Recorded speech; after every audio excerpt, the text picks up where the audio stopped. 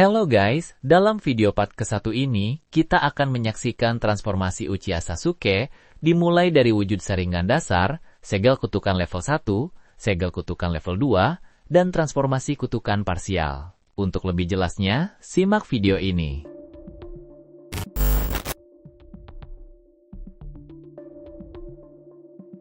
Sharingan adalah dojutsu unik dari klan Uchiha yang tidak diberikan secara otomatis melalui kelahiran. Meskipun merupakan kemampuan turun-temurun, Sharingan hanya dapat dibangkitkan ketika penggunanya mengalami trauma emosional yang hebat, terutama rasa sakit akan kehilangan yang dicintainya.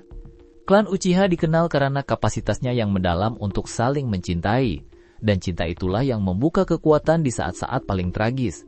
Bagi Sasuke Uchiha, kebangkitan Sharingan pertamanya terjadi dalam situasi yang mengerikan, yakni saat ia kembali ke rumah dan mendapati seluruh klannya dibantai, termasuk kedua orang tuanya sendiri. Dan yang lebih buruk lagi, dalam pembantaian itu tak lain adalah kakak laki-lakinya sendiri, yakni Uchiha Itachi. Rasa kehilangan yang luar biasa dan guncangan psikologis memicu reaksi saraf, hingga menyebabkan otak Sasuke menghasilkan aliran cakra uni untuk membangkitkan Sharingannya. Kala itu, Sasuke membukanya di usia 7 tahun, sebuah rekor yang bahkan melampaui Sharingan milik Itachi. Namun karena masih sangat muda dan belum sepenuhnya mengendalikan mata barunya, Sasuke hanya bisa menggunakan satu Tomoe Sharingan sebentar saat pertama kali terbangun. Akibatnya, sulit untuk mengukur kekuatan sebenarnya yang dimilikinya pada saat itu. Kemudian, selama misi pertamanya di luar desa bersama tim 7, Sasuke menghadapi dua musuh yang tangguh. Zabuza, ia salah satu dari 7 ninja pendekar pedang kabut, dan Haku yang memiliki cermin es kristal dengan kecepatan serangan yang hampir mustahil untuk ditandingi. Meskipun telah berlatih, faktanya Sasuke kesulitan dalam pertarungan. Naruto lantas terdorong ke dalam bahaya dan pingsan. Di momen menegangkan itu, Sasuke membangkitkan Sharingannya dalam pertarungan sungguhan untuk pertama kalinya. Lonjakan kekuatan tersebut menyebabkan mata kanannya berevolusi menjadi 2 Tomoe Sharingan, sementara mata kirinya tetap 1 Tomoe. Meskipun belum sempurna, bentuk ini secara drastis meningkatkan persepsi visual Sasuke. Ia dapat dengan jelas melacak gerakan kecepatan tinggi Haku dan bahkan mendeteksi serangan pengalih perhatian. Menyadari ancaman tersebut, Sasuke melompat maju untuk menangkis Senbon yang datang dan melindungi Naruto yang tak sadarkan diri. Ini bukan hanya menandai penggunaan Sharingan Sasuke dalam pertarungan sungguhan, tetapi juga sebuah aksi kerja tim dan loyalitas yang luar biasa. Tak lama kemudian, dalam sebuah pertandingan sparring melawan Rock Lee, Sasuke akhirnya berevolusi menjadi 2 Tomoe di kedua matanya. Tujuannya adalah untuk menguji batas kemampuan dojutsunya. Namun, saat pertarungan dimulai, kecepatan dan kemampuan taijutsu Lee yang luar biasa membuat Sasuke tak tertandingi. Meskipun ia bisa melihat setiap gerakan Lee, ia tidak cukup cepat untuk menangkisnya. Kesadaran pahit ini mengajarkan Sasuke sebuah kebenaran yang menyakitkan. Melihat serangan bukan berarti bisa menghentikannya. Namun, kegagalan itu mengajarinya cara memanfaatkan Sharingan dengan lebih baik. Di babak selanjutnya dalam ujian Chunin kala menghadapi Orochimaru, 2 Tomoe Sharingan Sasuke mencapai puncaknya. Berkat persepsi dan kemampuan prediktifnya, ia bisa menghindar, melawan, dan mempertahankan kendali selama pertarungan. Bahkan di luar pertarungan, Sasuke menggunakan kemampuan menyalinnya untuk keperluan praktik. Selama ujian tertulis, ia menggunakan Sharingan untuk mengamati tangan kandidat lain saat mereka menulis, lalu menduplikasi jawaban dengan sempurna. Sebuah bentuk curangan diam-diam yang hanya bisa dilakukan oleh mata Sharingan.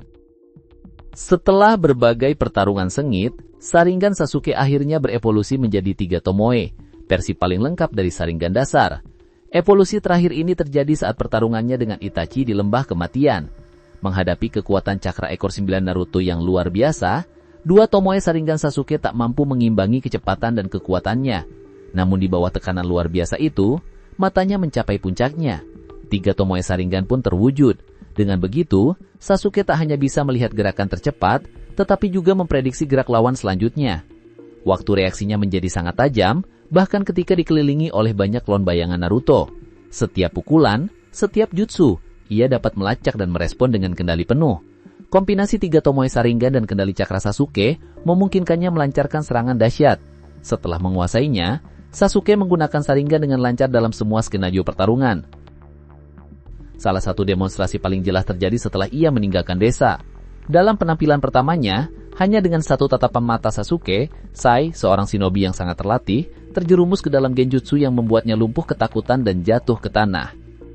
3 Tomoe Sharingan juga memungkinkan Sasuke untuk melihat 9 ekor di dalam diri Naruto, dan bahkan berkomunikasi langsung dengan Kurama secara langsung. Ini menandakan resonansi yang dalam antara cakra Sharingan dan cakra 9 ekor, sekaligus membuktikan kedali tingkat tinggi yang ditawarkan oleh mata Sharingan. Ketika Orochimaru mencoba melakukan ritual rekainasi mayat hidup untuk mengambil alih tubuh Sasuke, ia lantas menggunakan Sharingan sepenuhnya untuk mengganggu proses ritual tersebut. Not stop di situ. Ia mengeluarkan genjutsu kepada Kabuto yang memaksanya untuk menghidupkan kembali adegan kekalahan Orochimaru dan menimbulkan teror sedemikian rupa sehingga Kabuto standis kaku dan budaya. Bahkan Manda, ular panggilan Orochimaru yang terkenal sulit diatur, dapat ditundukkan oleh genjutsu Sharingan Sasuke. Not only that, Sasuke juga lolos dari ledakan dahsyat Deidara yang menunjukkan ketajaman brutal dan kontrol ekstrimnya terhadap 3 Tomoe Sharingan.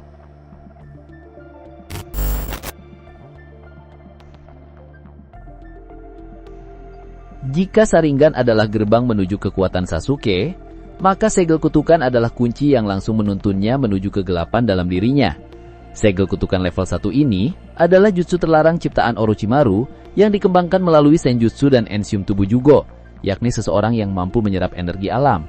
Setelah ditanamkan ke dalam tubuh seseorang, tanda ini tidak hanya membawa sebagian dari kehendak Orochimaru, tetapi juga menanamkan kekuatannya yang terpelintir langsung ke dalam tubuh si penerimanya. Selama ujian Chunin, setelah menyaksikan potensi Sharingan Sasuke, Orochimaru tak kuasa menahan keserakahannya. Ia menggigit leher Sasuke dan meninggalkan segel kutukan 3 Tomoe yang berputar, sekaligus melambangkan kekuatan dan kerusakan. Sejak pertama kali diaktifkan, segel itu mengubah Sasuke menjadi monster. Kekuatan dan kecepatannya melonjak ke tingkat yang mengerikan.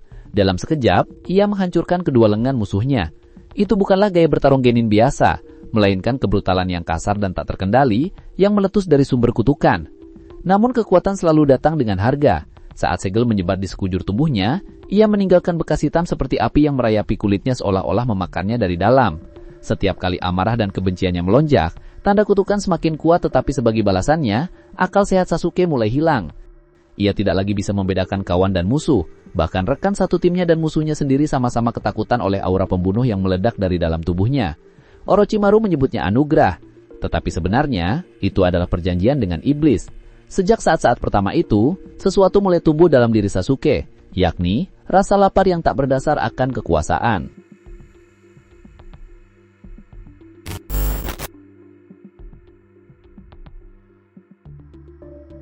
Jika tanda kutukan level 1 adalah awal dari kegelapan, maka level 2 adalah momen di mana Sasuke membiarkan dirinya sepenuhnya dilahap oleh kutukannya. Keadaan ini bukan sekedar peningkatan kekuatan, melainkan transformasi fisik penuh luar dalam. Untuk mencapai level ini, Sasuke harus meminum pil pembangkit pikiran yang diciptakan Orochimaru sendiri. Pil itu mengirimnya ke dalam kondisi seperti kematian, mematikan tubuhnya hampir sepenuhnya agar dapat beradaptasi dengan cakra gelap yang besar di dalam segel kutukannya. Setelah selamat dari kondisi mendekati kematian itu, Sasuke dapat mengaktifkan tanda kutukan level 2-nya. Setelah bangkit, penampilan Sasuke berubah drastis. Kulitnya berubah warna menjadi abu pela. Sebuah tanda berbentuk salib muncul di pangkal hidungnya, bibirnya berubah menjadi ungu, dan rambut panjangnya menggelap menjadi ungu tua tergailai liar di belakangnya. Jari-jarinya menumbuhkan cakar yang tajam dan 2 buah sayap besar tumbuh dari punggungnya berselaput seperti sayap kelelawar. Bentuk ini tampak mengerikan yang memungkinkan Sasuke untuk terbang dan melindungi dirinya dari serangan musuh. Tanpa kemampuan ini, mustahil Sasuke selamat dari serangan Deidara atau Naruto dalam wujud satu ekor. Namun sayap-sayap itu bisa melakukan lebih daripada sekedar terbang. Sayapnya terkadang bisa berubah menjadi juluran ular, mengikat musuh, menangkis serangan, atau bahkan menyerang dari sudut yang tak terduga.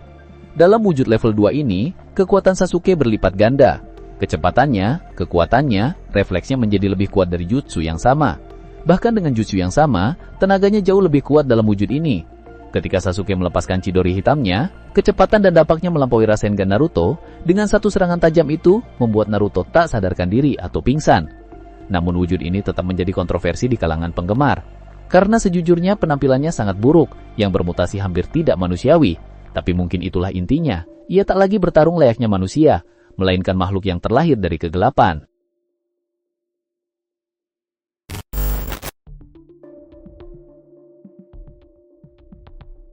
Hanya mereka yang telah menguasai segel kutukanlah yang dapat membuka transformasi parsial ini. membentuk kondisi yang memberikan kekuatan tanpa kehilangan kendali penuh.